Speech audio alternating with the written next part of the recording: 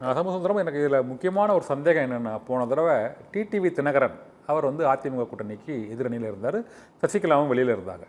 அவர் கிட்டத்தட்ட ஒரு 23 தொகுதிகளில் ஒரு 10,000லேருந்து ஒரு 40,000 வாக்குகள் வரை அவர் சிவகங்கை மாவட்டம் மற்றும் தென் மாவட்டங்களில் நாங்குநேரி, இது மதுரை, இது போல் மன்னார்குடி உள்ளிட்ட பல மாவட்டங்களில் வாங்கியிருக்கிறார். இது தவிர 2,000-3,000 வாக்குகளும் பல தொகுதிகளில் வாங்கியிருக்கிறார்.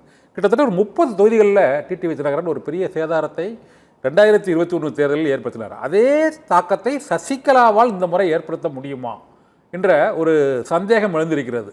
ஓபிஎஸ் அப்போது உள்ளே இருந்தார், இப்போது அவர் திமுகவில் இருக்கிறார். இதனால் ஒரு குறிப்பிட்ட அந்த வாக்குகள், டிடிவி தினகரனுக்கு கிடைத்த வாக்குகள் சசிகலாவுக்கு கிடைக்குமா? கடந்த முறை சசிகலாவின் செல்வாக்கும் டிடிவி தினகரனுக்கு இருந்தது, அதனால தான் அந்த வாக்குகள் அவருக்கு கிடைத்தது என்று பொதுவாக கூறுகிறார்கள். இந்த முறை சசிகலாவால் அந்த அளவுக்கு வாக்குகளை பிரிக்க முடியும்னு நினைக்கிறீங்களா? இல்லை, சசிகலா கடந்த முறை டிடிவிக்காக வெளிப்படையாக ஆதரவு பிரச்சாரம்லாம் செய்யலை அவங்க. ஆனால் டிடிவி கடந்த முறை பெற்றதை விட அதிகமாகவே இந்த முறை சசிகலா தாக்கத்தை ஏற்படுத்துவார். டிடிவியின் மீது நம்பகத்தன்மை என்றால் எடப்பாடி பழனிசாமி அந்த அளவுக்கு அவர் எதிர்த்து பேசி அந்த எதிர்ப்பு அரசியல் தான் அவருக்கு வாக்குகளாக மாறியது. ஆனால் தற்போது அவர்கள் இருவரும் பங்காளி சண்டையை நாங்கள் ஒன்றாக இணைந்து விட்டோம் என்று ஒன்றாக இணைந்து விட்டார்கள். ஆனால் சசிகலா தற்போது தனி ஆளாக தற்போது களமிறங்கி இருக்கிறார். இவர்கள் இருவரையுமே எதிர்த்து தான் அவர் களமிறங்குகிறார். அவருடைய நோக்கம் வெற்றி பெறுவதை விட இவர்கள் வாக்குகள் சேதாரத்தை ஏற்படுத்தும் என்பதிலே மாற்று கருத்தில்லை. என்றால் அவருக்கென்று செல்வாக்கு ஒன்று இருக்கிறது. ஆனால் அந்த செல்வாக்கு எந்த அளவுக்கு இருக்கும்?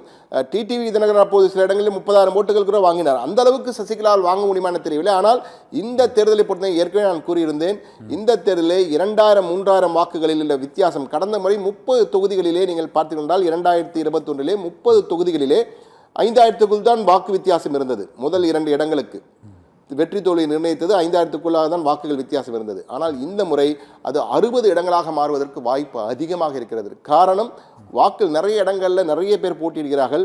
சக்தி மிக்க தலைவர்கள் ஒவ்வொரு இடத்திலும் போட்டியிடுவதால் அந்த கட்சிகள் பிரிக்கின்றன வாக்குகளை. இதனால் மிகப்பெரிய அளவுக்கு வாக்கு சேதாரம் ஏற்படுவதால் பெரிய கூட்டணிகள், பெரிய வித்தியாசங்கள் வெற்றி பெறுவர்களின் எண்ணிக்கை குறைவாக இருக்கும். இந்த தேர்தலில் சசிகலா நிச்சயமாக, சசிகலாவாகட்டும், அதே போல் டாக்டர் ராமதாஸ் ஆகட்டும், அதே போன்று புதிய தமிழகம் கிருஷ்ணசாமி ஆகட்டும், அதே போன்று தமிழக வாழ்வுரிமை கட்சியுடைய வேல்முருகன் ஆகட்டும், இவர்கள் மிகப்பெரிய தாக்கத்தை அந்தந்த குறிப்பிட்ட பாக்கெட்டுகளில், அதாவது எல்லா இடங்களிலும் உருவாக்க மாட்டார்கள், ஆனால் குறிப்பிட்ட இடங்களில் குறிப்பிட்ட தொகுதிகளில் மிகப்பெரிய தாக்கத்தை ஏற்படுத்துவார்கள். இப்போ டாக்டர் ராமதாஸை பொறுத்தவரை நேற்று அவர் சேலத்தில் பிரச்சாரத்திற்கு சென்றுவிட்டு அவர் திரும்ப உடல்நலம் குறைவான நிலையில் ஒரு மருத்துவமனையில் அனுமதிக்கப்பட்டு இருக்கிறார். இது ஒரு பெரிய அனுதாபத்தை அவருடைய ஆதரவாளர்களிடையே ஏற்படுத்துமா?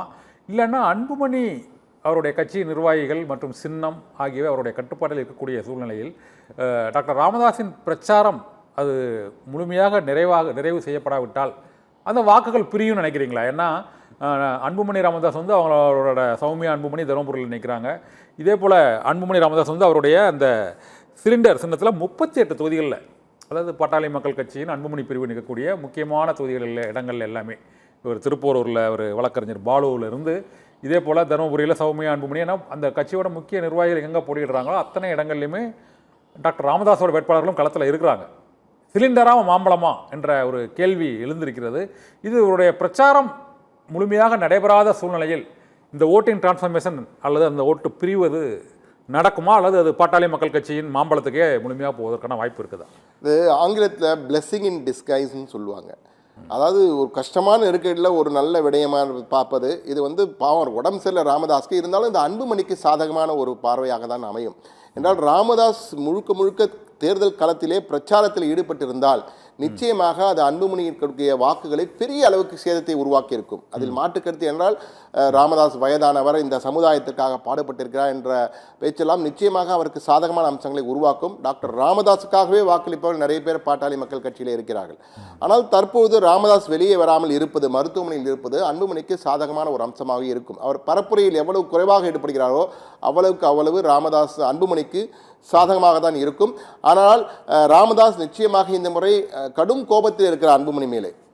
அதனால் நிச்சயமாக மருத்துவமனையில் இருந்து வீடியோ வெளியிடுவதற்கு கூட வாய்ப்பு இருக்கிறது. நான் நேரடியாக செல்ல வேண்டிய அவசியம் இல்லை என்று வீடியோவிலே வாக்காளர்களிடம் எனக்காக வாக்களியுங்கள் எங்கள் சிலிண்டர் சின்னத்திற்கு வாக்களி என்று கேட்டு நிச்சயமாக அந்த வீடியோவை டிஜிட்டல் மூலமாக தற்போது டிஜிட்டல் மீடியா எந்த அளவுக்கு இருக்கிறது, சோஷியல் மீடியா உங்களுக்கு தெரியும், மிகப்பெரிய அளவுக்கு சேதாரத்தை உருவாக்கக்கூடிய வாய்ப்பு இருக்கிறது.